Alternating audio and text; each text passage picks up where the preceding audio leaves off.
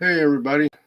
Um, this is the first of my streaming episodes to where I'm going to talk about bass and bass guitar stuff.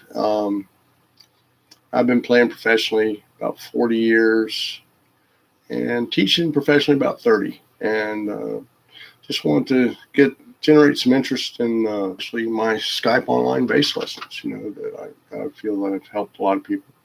But anyway, the real purpose for this one really is going to be to get out there and meet people, and have people talk about bass, ask questions if you have them. So, go ahead, and I have the chat thing on so that you can go ahead and type stuff in if you'd like. So right now, I have a show coming up next week with a great bass player, acoustic bass player. We're going to do an electric upright duo at a jazz club here in Washington, D.C. And so I've been preparing some music for that. Been working on this tune a few minutes ago called I Could Write a Book by Richard Rodgers, nice jazz standard. So I'm hoping my audio is coming through okay on this. If anybody's watching, please give me a shout and make sure it's happening. It looks like I'm getting a read on it. I'm not sure if I need to bring it up some more or not. I'm using this Q2N Zoom camera, which is really great for recording, live stuff. I've had a lot of good recordings on it. So I have it set to kind of like a automatic gain setting. So I'm going to see how that's going to work for this. All right. Go ahead and fire this tune up.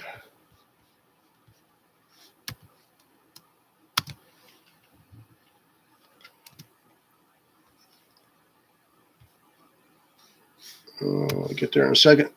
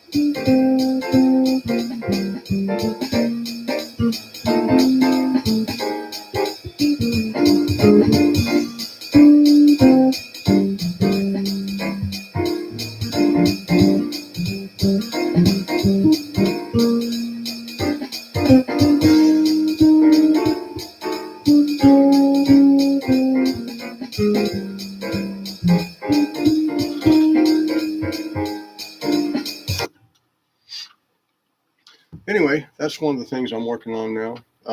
Just going over these tunes, practicing the melody, working on some solo ideas, doing some walking bass line ideas. Just getting acquainted with the tune. Usually, one of the first things I like to talk about is hand positions, and how your hands are actually working on the bass. With my right hand, I like to use the floating thumb. Which basically, just a real quick version of it would be that you just kind of relax the hand and comes down the bass. And that's basically the form for your right hand picking technique. Now, whether you use 1, 2 fingers or 3 or 4, I mean, you can, you probably need to adjust the hand angle a little bit if you're using all 4, but I use 2 for most of the stuff. And so when I'm playing on my B, my thumb's lying lightly. I'll go ahead and get a little bit closer so you can see this a little bit better. My thumb's lying lightly on the pickup here instead of on the cliff. I don't want to jump on and off, so it's just kind of sitting up here. And then when I go to my E, my thumb just sits lightly on the B. When I go to the A, now my thumb's touching the B and the E. When I go to the D, now I'm touching the B, E, and A. And going to the G string, I'm touching the bottom 4, B, E, A, D. And then on the C string, I'm touching all bottom 5, B, E, A, D, and G. And the cool thing about this is that no matter what string I'm playing on, my hand is always in its most relaxed position.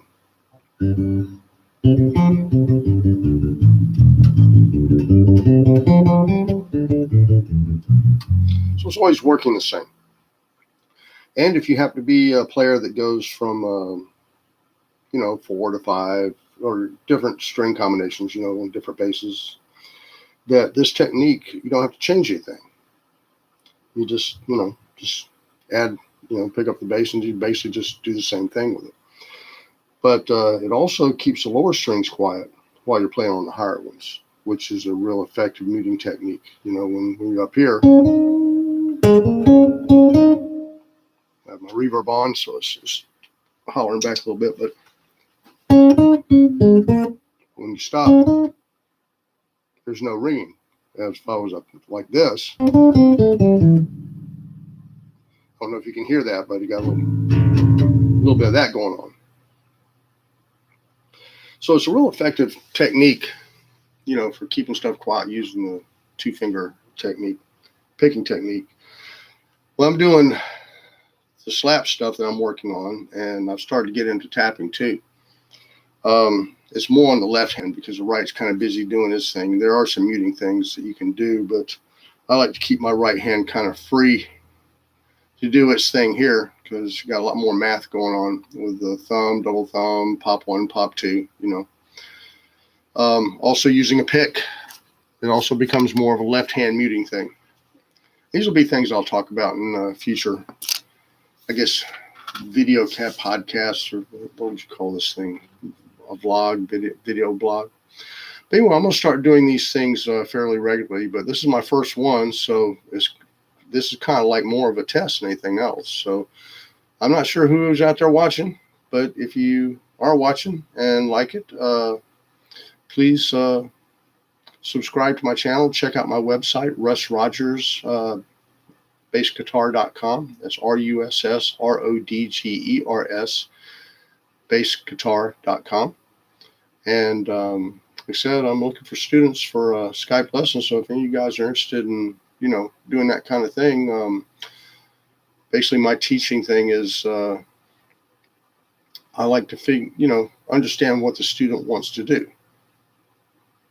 Everybody has a picture in their mind of what they want to do on the bass. I need to see that picture, and then I design a curriculum to get you to that place. So hopefully, you'll check that out. And if you have any interest in that, contact me through the website. You can also email me, russrodgers@gmail.com. That's Rogers with a D, RUSSRODGERS @gmail.com. Anyway, I'm going to go ahead and sign off now. And I'm still kind of new at getting this going, so I'll be putting up a schedule of when I'll be doing these things. Probably once a week is what I'm probably going to start off doing. But please comment back, shoot feedback, and whatever is available to you to do that. And this is Russ Rogers, and